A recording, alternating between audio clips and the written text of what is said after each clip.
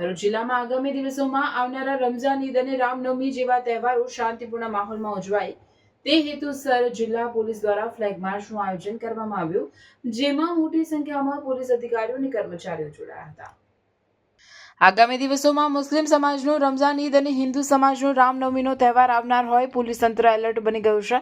જિલ્લામાં કાયદો અને વ્યવસ્થા જળવાઈ રહે તે માટે ગતરોજ શહેર એ ડિવિઝન પોલીસ સ્ટેશન ખાતે બંને સમાજના આગેવાનો સાથે શાંતિ સમિતિની બેઠક યોજાઈ હતી।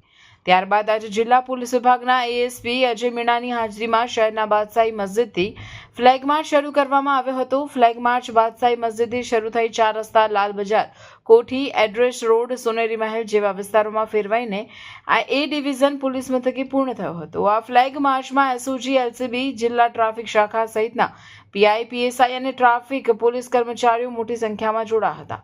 પોલીસે તહેવારો દરમિયાન શાંતિ અને સલામતી જળવાઈ રહે તે માટે સજ્જતા દર્શાવી હતી। રિપોર્ટર રવિ સૈયદ, ભરૂચ।